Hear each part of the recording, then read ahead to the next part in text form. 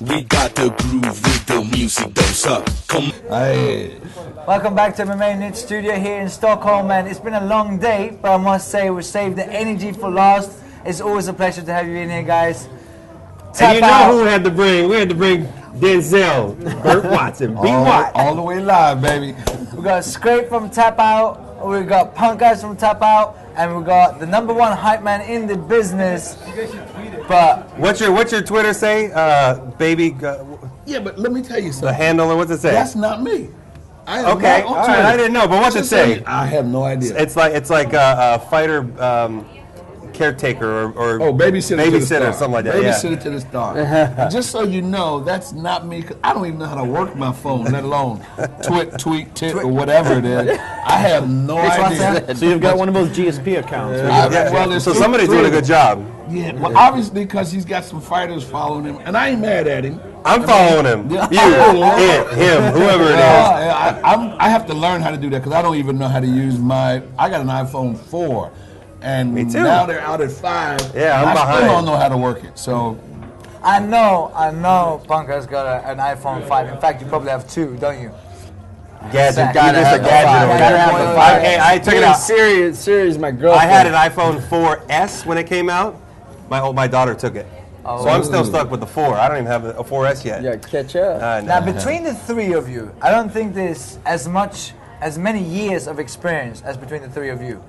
I've asked you before, but it's always fun because you always come up with new stories.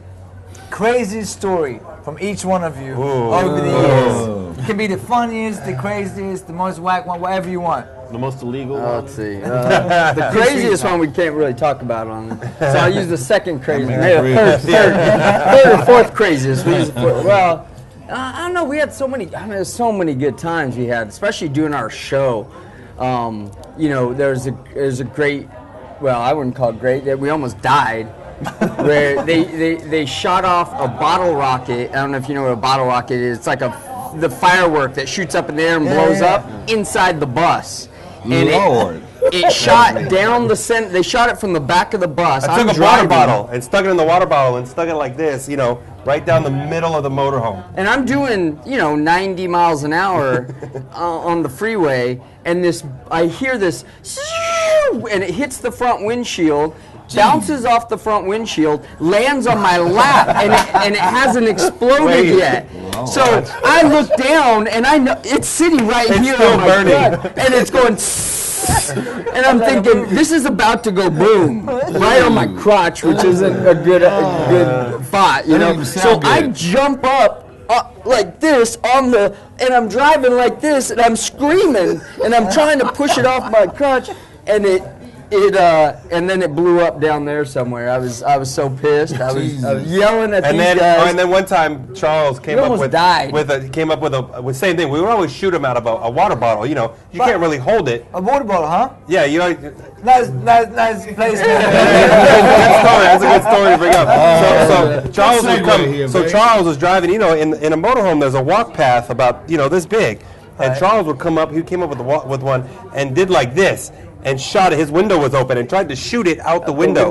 Well, it hit the window and fell into his lap again. Yeah, and I mean these guys are, and we were just crazy. Like On the bus was insane. Matt Hughes' his farm. We're driving, we're gonna go shooting, out on his farm, and we've got a Desert Eagle handgun. Desert Eagle is a huge gun. Yeah. His father-in-law is like a deputy sheriff or he was the sheriff. He was like the sheriff of the town, right? He's with us in the motorhome. Well, we decide while we're driving down this road, we're going to start shooting this Desert Eagle out the window. Shooting signs. So he's sitting at the table, and Charles and I are shooting this out the window, shooting the gun. We're shooting signs as we're driving. And his father-in-law's like this. I'm not seeing any of this right now.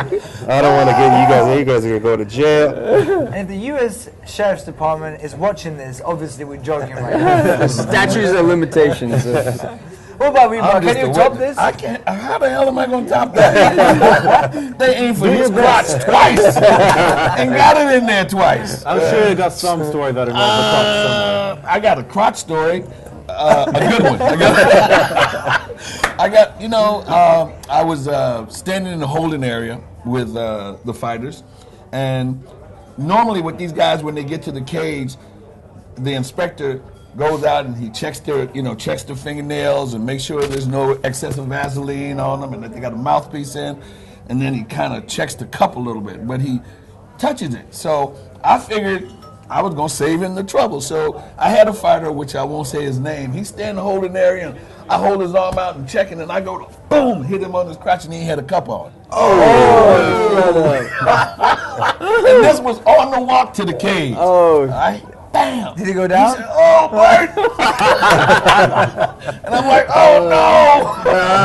And the first thing I did, I was looking for Dane, because he usually comes back in the holding area at that time. I didn't care about the cameras and all that. And I said, "You got to get up, boy. You got to get up. Get up.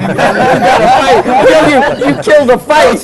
Burt wants to kill the You fight. got to get up." And while he got up, I sent somebody to get him a cup. Oh, They man. ran back because I travel with cups. Believe it or not. I'm not sure if I. So No chances. Not even a little bit. So I'm impressed. that was 3 very, very good stories. And Mr. Professional right here. I got another go. I want to go. Oh man, he gets so mad at this. So again, we're filming our TV show, and we're at the Hard Rock.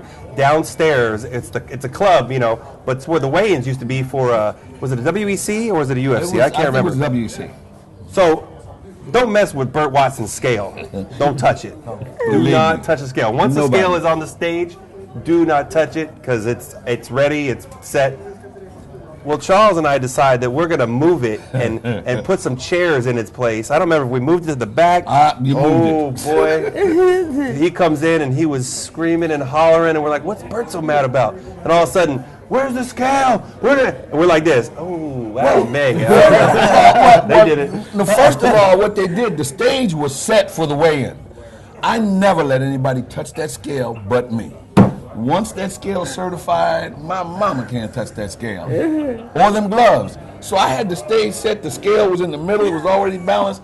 I come downstairs and there's 3 big pimp chairs in the middle of the stage. High back, candles and stuff. I'm like, what the hell? Where the hell is my scale? They had come and put their whole setup on the stage and moved the weigh-ins. I was pissed. Can Burt get angry though? Oh yeah. Come on, you hear that voice? Can you imagine that voice, mad? You heard him yelling in the back before? I mean, that's what it sounded like. That voice, mad. But that's scary. But you know the importance of that scale. It's already the topic of much conversation, much discussion. But I feel very confident when we have the weigh-in because I do not let anybody touch that scale but me. Because if something goes wrong, I'm going to take that bullet. Just me. We didn't know how important that scale was back then, but we didn't know Burt that well. You do now. And you know both now. Now, tap out. It's crazy where you came from. For you that don't know it, Wikipedia it. But you can see the show and everything else as well. But from T-shirts to what you are today to tap out drinks that are about to hit the Swedish market. I brushed my teeth this morning with tap out toothpaste. And used my tap out deodorant. Is there anything you guys don't do? We try to do stuff that you can relate to the sport. We have a line of Tap Out Nutrition coming out. The Tap Out XT that's in the States right now. Someone said, I think I just saw on TV shop Tap Out workout, get a Tap Out body. 90-day workout program. Yeah, so we just try to do these things that we know people, we believe we have the best sport in the world. And we have fighters that are in the best shape in the world. And there's a lot that you can do with that, and that's the drinks that we feel like are going to be the best drinks on the market, the best nutrition, the best training videos. So we're just trying to do everything that relates to the brand as we put it out, and we want to be more than clothing. We want to be the ancillary business that we're doing now could ultimately be bigger than our clothing is right now. Our Tap Out films. We're just doing all kinds of stuff that helps promote the sport too. The films, we just did a movie on Matt Hamill's life. Oh, wow. And we're working on a couple other big ones. We're doing, that's a feture, and then we've done documentaries on like Evan Tanner, and we're doing one on our partner that passed away a few years ago. So we, all the stuff that we're doing just helps brand the sport, and we feel like we're ambassadors for the sport. You absolutely are. Without a doubt. And Burt, I know I can't ask you this question, but last question for the two of you. Fight you looking forward to? Ooh, you know, we were just talking right now.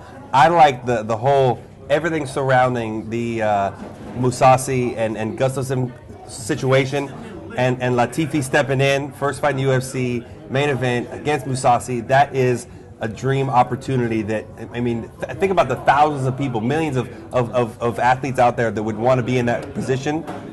He's thrown in there, and so that's the one I'm kind of. Yeah, I mean, before I'm not sure if that's the one I was really looking forward to. Gustafsson, you know, there's other. The whole card is great. Yeah. But now that Our is, fighter too. Yeah, I mean, we got Reza fighting on the card against Michael Johnson. That's a great fight. But that situation with Latifi, that is the dream opportunity. So that's what I'm looking forward to now. You know what he said? Actually, in 1964, Joe Frazier was an alternate in the Olympics and got a break because somebody got hurt. And then he became Smoking Joe Frazier. You ever seen a picture with him and Joe Frazier? Oh, yeah, You know what he said about the opportunity of a lifetime, and nobody knew who Joe was exactly, and he got a shot because somebody got hurt, and he won a gold medal in 1964. So that is the opportunity of life, and it's still going to be a good fight, believe me. Guys, cheers to that. Appreciate it. Thanks for coming into the studio, and we'll see you at the show Saturday night in Globen here in Sweden. Thanks, guys. Yes, sir. All the way live, baby. It has been hunted since the beginning of man.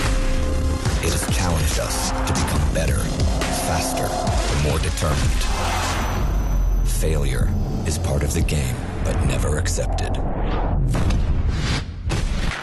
But as sweet as it may taste in the end, it's the pursuit that defines those in it. Here's to victory. Next chance to join the chase. Betta live i mobilen. Nu dubblar vi din första insättning. betsafe.com. In it to win it.